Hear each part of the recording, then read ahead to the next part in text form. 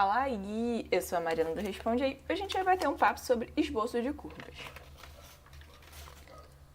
Bom, imagina que a gente quer esboçar o gráfico dessa curva aqui. Qual é a ideia que a gente precisa usar para esboçar o gráfico de uma curva parametrizada? A ideia é que a gente parta da equação paramétrica da curva, que é essa daqui, onde a gente tem as coordenadas x e y escritas em função do parâmetro t, e encontre a partir dessa equação a equação cartesiana dessa curva aqui, que é escrita em função lá das nossas coordenadas cartesianas x e y, beleza? Então, quando a gente quiser esboçar uma curva, o que a gente precisa fazer é aquele caminho contrário da parametrização, ou seja, a gente tem que sair de uma equação escrita em função do parâmetro t e achar uma equação que vai estar escrita somente em função de x e y, beleza? E aí, para isso, né, vamos lá, vamos ver como é que a gente vai esboçar essa curva aqui.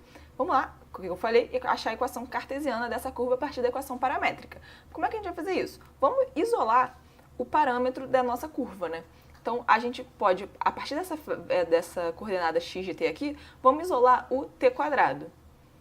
Isolando aqui, né, passando o 3 para lá, a gente acha que o t quadrado é isso. Por que a gente isolou o t quadrado? Porque, repara que aqui a gente, na segunda coordenada, a gente tem t à quarta. E t à quarta nada mais é do que t ao quadrado. Então, a gente pode pegar isso daqui e substituir nessa outra variável aqui. Então, substituindo esse t quadrado que a gente encontrou, a gente vai encontrar agora, no fim das contas, uma equação que depende só de x e de y. Então, essa daqui, né, é a equação cartesiana da nossa curva. E essa equação cartesiana, ela representa uma parábola, beleza? Então, essa curva aqui representa uma parábola. Então, recapitulando aqui o que a gente acabou de fazer, o que a gente sempre tem que fazer quando a gente quiser esboçar o gráfico de uma curva, né? A gente parte da equação paramétrica, encontra a equação cartesiana e, nesse caso, a gente encontrou a equação cartesiana aqui de uma parábola. Show? Beleza, só que para esboçar essa curva aqui que a gente encontrou, a gente precisa observar o intervalo do parâmetro t. Por que a gente precisa observar esse intervalo? Porque a gente precisa saber em que valores a nossa curva vai estar definida, né? A nossa parábola vai estar definida, e o ponto inicial da curva. Para a gente conseguir esboçar ela, a gente tem que partir de um ponto inicial, beleza? Então, vamos lá olhar o ponto inicial dessa curva. O parâmetro t está variando aqui de 0 até infinito, ou seja, ele é sempre maior ou igual a 0. Se ele é sempre maior ou igual a 0, a nossa curva começa quando o parâmetro tem o seu valor inicial. Qual é o valor inicial dele? É 0. Então, para achar o ponto inicial da curva, é só a gente pegar o ponto inicial do parâmetro, que é o 0, substituir na parametrização e a gente encontra que o ponto inicial da curva é esse daqui. Beleza? Aí a gente pode agora esboçar essa curva. Para isso, a gente pega aqui parte do ponto 3, 1, que é o ponto inicial, e esboça aqui a cara de uma parábola que vai seguindo infinitamente, porque aqui o t está indo até o infinito. Show? Então, esboçamos aqui nossa parábola.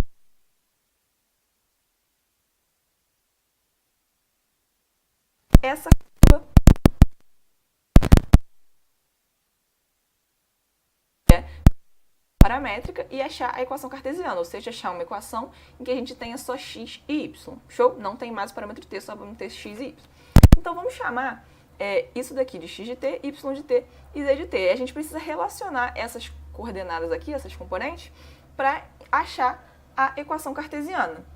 Como é que a gente faz isso? A gente tem seno, cosseno, como é que a gente relaciona quando a gente tem esse negócio? A gente sempre usa, quando tem seno e cosseno, a relação fundamental da trigonometria para relacionar essas duas coisas. Então aqui, ó, a relação fundamental da trigonometria é essa. Como é que eu vou relacionar? Onde tiver cosseno, eu vou colocar x, onde tiver seno, eu vou colocar y. Fazendo isso, a gente chega nessa equação aqui, beleza? E isso aqui relaciona o x, a gente já tem uma equação que só tem x e y, é uma equação cartesiana. E essa equação cartesiana de uma circunferência com centro na origem, né, e raio 1. Só que circunferência é uma coisa que está no plano. E a nossa curva, ela tem 3 componentes, então ela está no espaço. Beleza, se ela está no espaço, ainda falta a gente observar aqui a coordenada z de t, que ela é igual a t. E o t, a gente viu aqui que pertence aos reais, ou seja, o t pode variar infinitamente. Ou seja, essa circunferência, na verdade, representa no espaço um cilindro. Beleza? Então, a nossa curva, ela está se enrolando ao redor desse cilindro aqui. Com o nosso z, como o nosso z está variando infinitamente, ela está se enrolando nesse cilindro ao longo aqui do eixo z. Beleza? E ela está subindo, ao mesmo tempo que se enrola, ela sobe. Como é que eu sei que ela está subindo? Porque a derivada da nossa terceira componente, a componente z de t, ela é maior do que 0. E sempre que isso acontecer, significa que a nossa curva está subindo. Beleza? Aqui, esse tipo de curva que se enrola em torno de um cilindro, a gente chama de curva helicoidal cilíndrica. Show! Então vamos ver agora umas variações dessa curva helicoidal cilíndrica. A gente acabou de encontrar o gráfico dessa curva aqui. Agora vamos ver a primeira variação dessa curva, que vai ser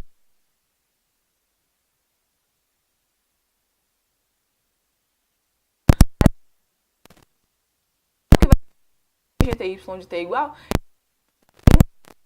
enrolando o cilindro lá, x² mais y² igual a 1, que a gente acabou de ver.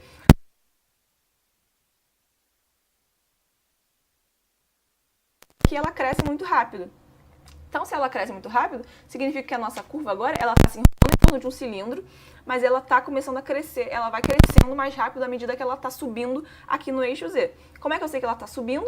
Porque, de novo, a derivada dessa terceira componente é zero. Se é maior do que zero, significa que a curva está subindo, beleza?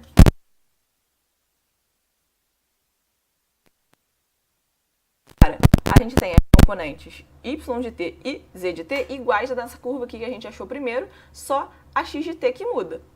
Mesmo assim, a gente ainda tem seno e cosseno. Se a gente tem seno e cosseno, a gente ainda pode usar a relação fundamental da trigonometria, que é essa daqui, né? Para relacionar o x de t com o y de t. O nosso cosseno ele não está mais sozinho, ele está com dois cossenos. Então, a gente precisa isolar o cosseno para poder usar essa relação aqui. Então, isolando aqui o cosseno, né, a gente tem x de t é igual a isso, a gente isola o cosseno e o y de t é igual a seno de t. Então, onde tiver cosseno aqui, eu vou substituir por x sobre 2. Onde tiver seno, eu vou substituir por y. E aí, fazendo isso, a gente acha essa equação aqui que representa uma elipse. Isso significa, então, que essa nossa terceira curva aqui, ela está se enrolando em torno de uma, ao mesmo tempo que ela está subindo o z, porque o z é a mesma coisa, a mesma ideia, beleza? Show! Então, agora a gente helicoidais cilíndricas, vamos falar da curva helicoidal cônica. A cilíndrica era aquela que estava em torno de um cilindro, a gente esperar que a cônica se enrole em torno de um cone. Então vamos lá, vamos ver, essa curva aqui é uma curva helicoidal cônica. Se a gente chamar, a gente precisa, né, a mesma ideia de sempre, que é partir da equação paramétrica para achar uma equação cartesiana. Se a gente chamar isso aqui, ó, x de t, y de t e z de t, a gente precisa achar uma forma de relacionar essas variáveis aqui para achar uma equação cartesiana. Beleza. E aí, de novo, tem seno e tem cosseno. Vamos lá para a boa e velha relação fundamental da trigonometria. Se a gente reparar, a gente consegue pegar essa primeira componente aqui, elevar ao quadrado, somar com a segunda componente ao quadrado, e a gente vai ter exatamente a terceira componente ao quadrado. Por quê? Por causa da relação fundamental da trigonometria. Se a gente eleva isso aqui, a gente vai ficar com t ao quadrado, a gente pode colocar o t ao quadrado em evidência. Aí vai ficar cosseno ao quadrado mais seno ao quadrado, que vale 1. Então a gente vai ficar t ao quadrado é igual a t ao quadrado, beleza?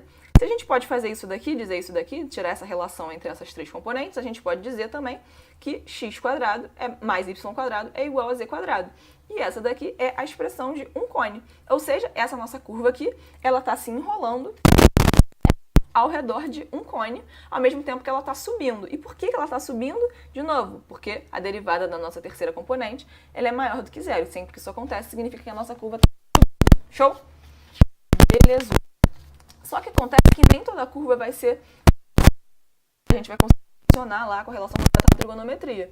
Por exemplo, essa curva aqui, a gente não consegue usar a relação fundamental da trigonometria. Embora a gente tenha seno e cosseno, a gente não consegue usar. Porque se você reparar, aqui na relação fundamental, o argumento do seno e do cosseno é o mesmo, beleza? É t, ou pode ser 2t, ou pode ser 5t, não interessa, mas os dois têm que ser o mesmo argumento. E nesse caso aqui da nossa curva, aqui o argumento do x de t é só t e o argumento do y de t é 2t. Então a gente não consegue usar a relação fundamental da trigonometria para relacionar essas duas componentes aqui. Beleza, e como é que a gente faz então, já que a gente não sabe usar a relação fundamental da trigonometria nesse caso? A gente vai ter que olhar aqui o intervalo de variação do nosso parâmetro e tentar pegar o máximo de pontos possíveis dentro desse intervalo. Então, eu vou pegar aqui pontos desse intervalo de variação do parâmetro, substituir na curva e encontrar diversos pontos. E aí depois eu vou lá e ploto todos esses pontos, beleza? Então, aqui na primeira metade da curva, se a gente substitui valores da primeira metade desse intervalo aqui, a gente encontra essa diversidade de pontos aqui. Na segunda metade, se a gente substitui os pontos da segunda metade desse parâmetro aqui, a gente encontra esses outros pontos. Voltar todos esses negócios. Então, ó, a gente encontra esses pontos aqui quando a gente substituiu lá, e aí plotei todos eles, plotei e liguei os pontinhos. Pronto, achamos nossa curva. Beleza, só que qual é o sentido dessa curva? A gente viu lá que o nosso parâmetro ele pertencia ao intervalo 0 até π.